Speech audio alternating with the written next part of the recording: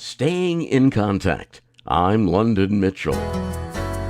Each week, we take a few minutes to chat with an individual working to better the quality of life in our Northwest Ohio community. This week, we continue our discussion with an educational psychologist at the University of Toledo, Lisa Pescara-Kovach. She is the co-author of a new book about white supremacist violence. Her focus is on how to stop the spread of the hate movement and domestic terrorism.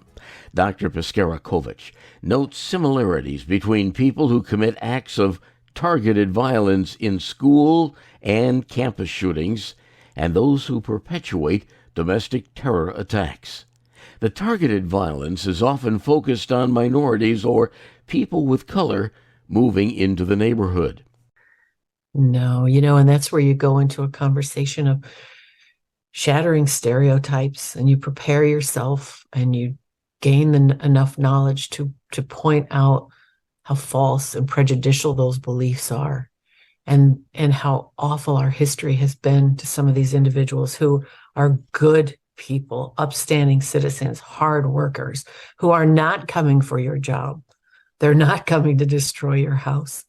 I'm a child of immigrants, and for me, my parents were subjected to hate even when they came here, and that was in the late 1950s.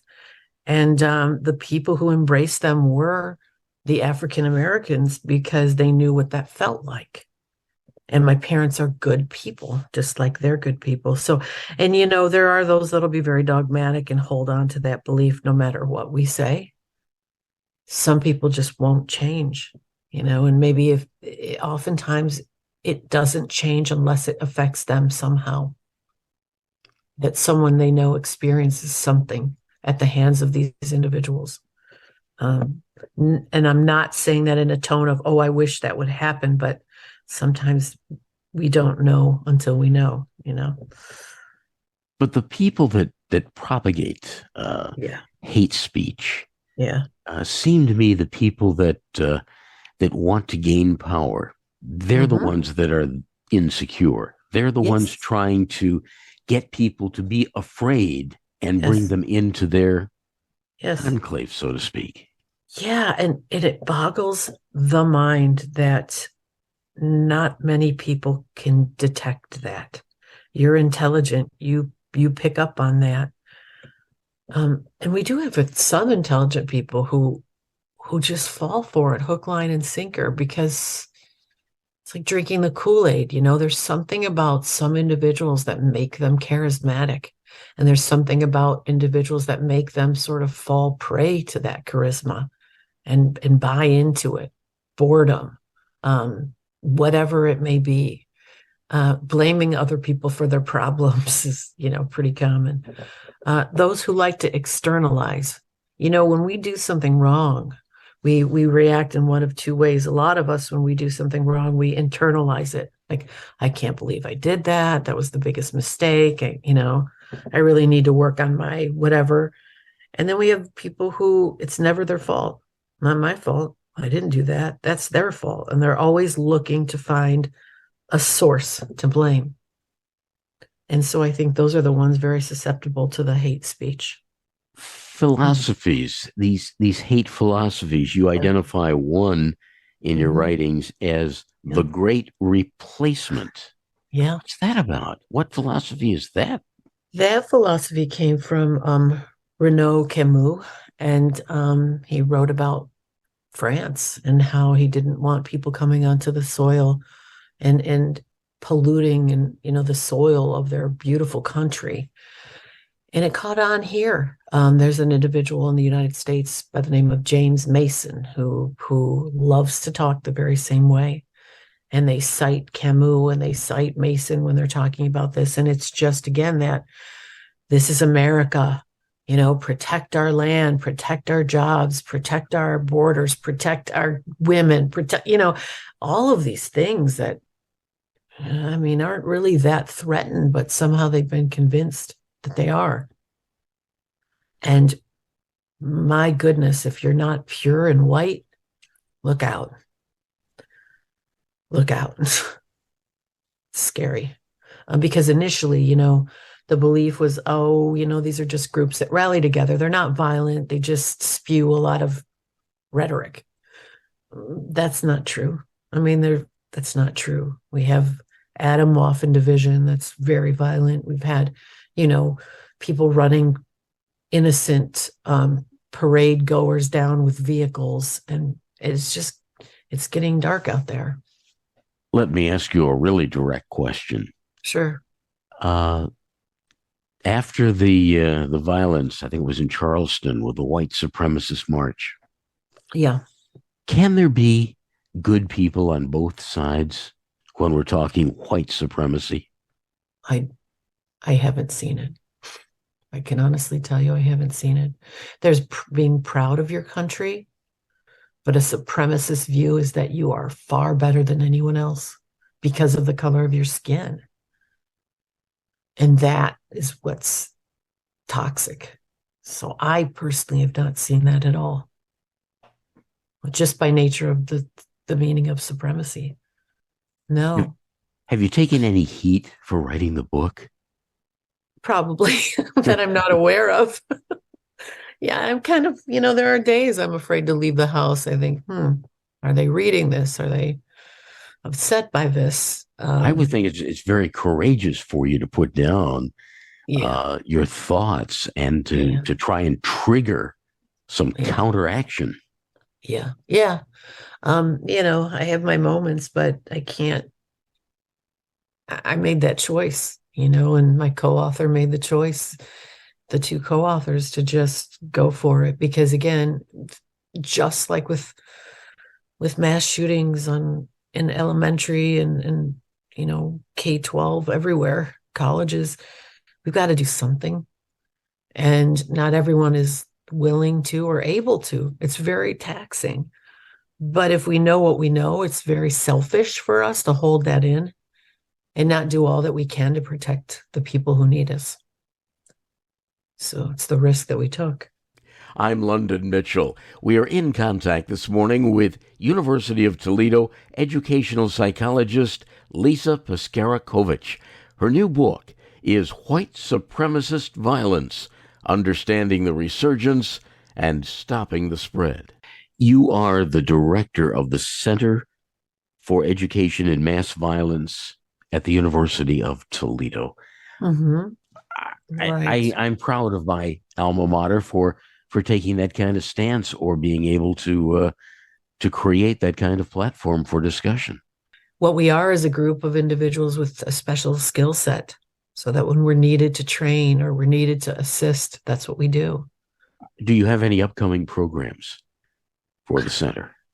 Well, a lot of what we do is also private things, private training. So I'm approved through the Department of Education to do threat assessment trainings in K-12 districts, and Ohio mandates threat assessment teams now for grades 6 through 12. So a lot of what I have coming up are Zoom trainings of small teams of people from different school districts that are going to set up threat assessment teams so that they can identify a potential threat early and get that person help. So a lot of that is just sort of under the radar type activity.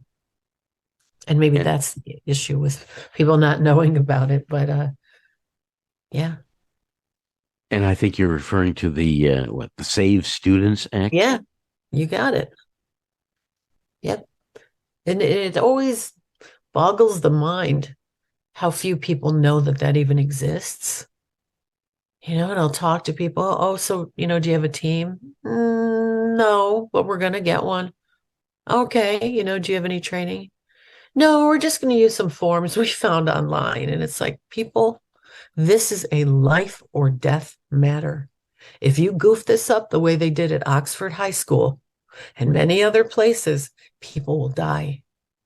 And so that's, where the frustration lies, is everyone needs training. And the state lists a number of us who can do this. It's not just me. There's a number of vetted trainers. And to do this yourself is troubling. And I run into this. We all do. We get very frustrated when there's a district that says, oh, our counselors can do that. I have nothing but respect for school counselors. I could never do their job, but I have this knowledge of something very specific. And I know the death and the damage that this does. And if I was in their position, I would step aside and say, please help us. We don't want our students to die. We don't want our students to get hurt. But instead, we are often met with resistance.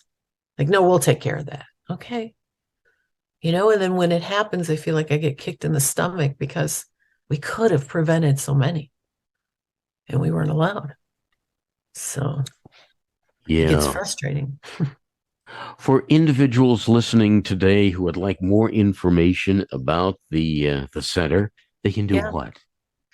They can jump on Facebook and send me a message or send us a message, or they can email me at lisa.kovach@utoledo.edu.